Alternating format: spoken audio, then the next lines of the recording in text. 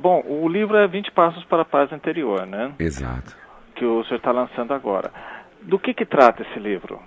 Fábio, o ser humano, ele é muito sedento de felicidade e de buscas. Uma delas é a busca de uma paz interior. Mas a questão é, que paz interior é essa? A paz interior que é sinônimo de o encontro consigo mesmo. Por isso, o subtítulo do livro é tentar explicar que a paz interior é o encontro consigo, com Deus e com o próximo. Que a paz interior, ela não vem de um dia para o outro, mas ela é um processo de um caminhar, de uma evolução, de um peregrinar, de um debruçar-se sobre si mesmo, primeiro, conhecendo, tomando consciência das suas fragilidades, tomar consciência dos limites que a própria natureza se impõe, lidar com as perdas, superar os seus medos. Então é um olhar sobre a realidade humana e uma tentativa, e aí que está o livro, de cristificar, eu uso a palavra, cristianizar a humanidade que está em nós. Então essa é a primeira dimensão. Sim. A segunda dimensão é uma abertura para o transcendente, para Deus. Porque caminhar, todos nós sabemos que temos, que a vida é uma peregrinação, todos nós temos essa consciência. O problema é que, às vezes, caminhamos, peregrinamos, lutamos, mas nos esquecemos de estabelecer metas, onde nós queremos chegar. Então, todo esforço, todo empenho, ele acaba por se tornar inútil. É como uma barata tonta, é como um cachorro que cai de mudança, que não sabe para onde ir. Sim. Às vezes o ser humano não sabe qual é a sua bússola. E eu coloco como bússola a pessoa de Jesus Cristo, que nos norteia, que nos dá uma direção, esse abrir-se para Deus, para o transcendente. E a terceira dimensão do livro, necessariamente, ao se abrir para Deus, ao ter um conhecimento das suas fragilidades e numa proposta de superação, nos abrimos para o outro. E uma das vertentes da felicidade é o bem que fazemos pelo outro. É esse altruísmo, esse proporcionar o mundo melhor, proporcionar às pessoas, um processo de crescimento. Então, a paz interior é fruto desses três eixos equilibrados. Um trabalhar-se, um buscar a Deus e uma abertura para o próximo. Sim. E eu estabeleço esse princípio como passos a serem dados. Passos que às vezes a gente perde a noção, por isso estabeleço 20 passos. Podia ser mais, podia ser menos, mas como eu fiz 10 respostas, eu acredito que se 10 são as respostas, o dobro é o esforço que a gente tem que fazer para conseguir essa paz interior. E os passos são coisas bem... alguns dizem que o livro é bastante denso, teológico, psicológico. Na verdade, ele reflete a humanidade da pessoa, porque o ser humano, ele é complexo. Ele é complexo de emoções, complexo de frustrações, complexo de medo, complexo nas suas buscas. Então, primeiro, os passos respondem a esse processo, fortalecer a fé. Porque sem fé, ninguém está disposto a fazer sacrifícios. Então, o primeiro passo eu coloco esse fortalecimento na fé. Um fortalecimento que vem a partir de alguns sinais que Deus nos dá de que Ele está no nosso meio. A oração, a esperança, fortalecimento na fé através do crer que a física não é tudo, que a ciência não é a última resposta, então acreditar nos milagres e não se acomodar. Sim. Principalmente saber que estamos num processo de crescimento. Esse é o primeiro passo. Estabelecer uma linha, uma comunhão com o divino. Porque se nos fechamos ao transcendente, nós nos tornamos uma ilha isolada. O segundo passo é buscar a maturidade. Por quê? Porque, não sei se você concorda comigo, mas eu percebo que as pessoas estão imaturas. Imaturas afetivamente, daí o baixo índice de pessoas que querem compromisso no matrimônio. É mais fácil continuar no ficar e não estabelecer o compromisso. A maturidade afetiva, a maturidade espiritual, a maturidade humana. Por isso eu coloco nesse segundo, além de estabelecer metas, você buscar a maturidade na sua relação consigo mesmo, com o próximo e com Deus. E essa maturidade vem pelo compromisso e, acima de tudo, mais do que o compromisso, pela responsabilidade. O terceiro passo é exercitar a oração como um diálogo. Eu acredito muito na oração. E, independente de sermos católicos ou não, a oração ela perpassa todas as religiões. A oração como uma forma de entrar em comunhão. Porque religião nada mais é do que um religare, ligar-se com Deus. Sim. O quarto passo é tomarmos consciência que somos sempre aprendizes. Ninguém é mestre, nós somos discípulos. A atitude de aprendiz já é uma atitude de quem quer crescer. É uma atitude de quem sabe que não está pronto, que somos uma obra inacabada. Então, o não se fechar, não achar que somos donos da verdade. O quinto passo é cultivar um coração amoroso. Por que cultivar um coração amoroso? Porque o coração ele é fonte do bem, ele é fonte do mal.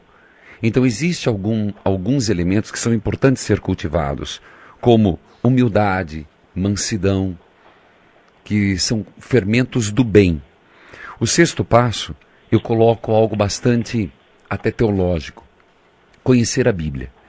Eu acredito que um dos sinais para quem está numa peregrinação, para quem está no meio de uma mata, é olhar para as estrelas ou olhar para o sol. Eu diria que a Bíblia é esse referencial. O problema é que a Bíblia hoje é algo estranho. Então eu tento ensinar como usar a Bíblia numa coisa até medieval, chamada Lectio Divina, leitura orante da Palavra de Deus, que também são feitas em 4 passos. Sim. Leitura, meditação, oração e contemplação. O próximo passo é algo fundamental hoje, formar a consciência. Existem 2 tipos de consciência, a relaxada e escrupulosa, mas nós sofremos com a consciência relaxada, que nós não sabemos mais o que é moral e imoral, o que é certo e o que é errado. O relativismo hoje nos coloca numa situação muito complicada, até na educação dos filhos e até num posicionamento sobre o que queremos e o que não queremos. Então, formar a consciência. Depois eu coloco alimentar-se de Deus através da Eucaristia. E ali eu coloco, porque muita gente não entende o que é missa, não entende o valor da Eucaristia, e para mim é um alimento salutar. Depois os dons do Espírito Santo. Por quê? Eu estou escrevendo para um público católico, escrevo para um público religioso, e a gente fala dos dons do Espírito Santo e não entende que são dons, presentes, dádivas. E aí eu explico cada dom do Espírito Santo. Eu gosto de me debruçar muito sobre o 10º ponto. Superar as crises da alma. Ninguém se dá conta que hoje a patologia física tem tantos recursos, medicina avançada, tecnologia avançada, mas pouco nos debruçamos sobre as crises da alma, que são terríveis. Alma vazia, alma que tem sede de Deus. E um dos maiores problemas que eu vejo hoje, aridez espiritual. O processo de não consolação. Você reza e não tem resposta. Você se aproxima de Deus e parece que você está num deserto espiritual. O passo seguinte, praticar as obras de misericórdia corporais, abrir-se para o outro.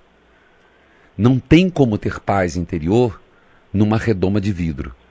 E a prática das obras de misericórdia corporais levam às práticas espirituais. Por exemplo, Coisa muito simples para quem trabalha. Ter paciência com os defeitos dos colegas. Sim. Ter paciência com o defeito do marido, da mulher, dos amigos. Depois, a purificação da fé, 13º passo. Se não purificar a fé, a gente acaba fazendo alguns erros terríveis na nossa vida, misturando tudo e achando que tudo é a mesma coisa. O processo de purificação é a poda, e toda poda é profícua no processo de frutificação. O 14º passo, perdoar sempre. Esse é o caminho. Se existe um remédio para a paz interior, um bálsamo, é o perdão. Aqui está o segredo da felicidade. Para mim, aqui está o segredo da paz interior. Mas como perdoar? Eu explico. 15º é trabalhar pela cura interior. Na verdade, é um capítulo que vai render um novo livro. Porque para mim a cura interior é a cura das feridas emocionais, como lidar com as feridas espirituais. E o próximo capítulo, vencer os medos. Vivemos amedrontados. Pela violência, amedrontado, pelas tragédias, amedrontados, pelo crack, amedrontados, pelo alcoolismo, amedrontados pela depressão. E nós somos chamados a vencer, a superar.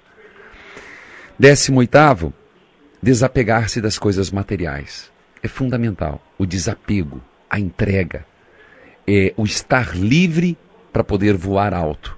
Uma pessoa extremamente apegada aos bens materiais torna-se pesaroso, moroso. E para quem está caminhando, a gente sabe, se a mochila é muito pesada, se cansa fácil. E a última etapa, para mim, eu acredito que é extremamente atual. Nós vivemos uma ditadura da estética e da eterna juventude. Então eu coloco que a paz interior também é fruto de ser feliz a cada etapa da vida, inclusive na última. O senhor conquistou 3 discos de ouro com seus CDs, né? Por que lançar também livros se a música atinge um público muito maior para transmitir suas mensagens? Acredite, Fábio, a música ela é um conteúdo resumido. Ela pode tratar com palavras e temas, mas ela não expressa aquilo, a profundidade. O livro é uma forma de eu aprofundar aquilo que eu falo na música. É uma forma de não ser superficial, mas fazer um mergulho profundo nos conteúdos. Então, o livro é uma forma de levar aqueles que me acompanham a uma reflexão mais profunda e autêntica. Atrair é fácil, mas não é só atrair. É levar a pessoa a perseverar. E na responsabilidade que tenho como comunicador, como sacerdote, eu acredito numa catequese permanente. A pessoa está sempre num aprendizado. E os livros têm esse propósito. O seu primeiro livro, ele vendeu 130 mil exemplares, né? Quem que o senhor acha que são esses leitores? São os fãs do padre cantor Reginaldo Manzotti ou se trata de um público mais amplo? Não são só os fiéis do padre Reginaldo. São pessoas que estão sedentas, na verdade, sedentas de respostas, sedentas de encaminhamento. As pessoas estão buscando algo. E quem busca ler o livro, essa história de que o povo brasileiro não lê, não é verdade. Sim. O povo brasileiro lê. O problema é ler o quê? A minha proposta é que leiam algo, livros, como eu faço e tem outros que o fazem, que levem a um processo de discernimento, de crescimento e de santidade. Fato pelo qual todos os meus livros terminam a última página como oração. Quais são as suas influências na literatura e na música? E o que o senhor está lendo hoje? Olha, eu estou lendo O Menino de Pijama Listrado e na música eu escuto tudo, desde The Corrs, que para mim são os melhores arranjos, sou fã incondicional do Guns N' Roses, como escuto sem dúvida Sarah Bryan, escuto Il Divo. Eu sou muito eclético no que escuto, desde música sertaneja. E de literatura, qual é as influências principais? Sempre eu tenho 3 livros na mão. Um teológico, Vida de Santo, e um outro do momento.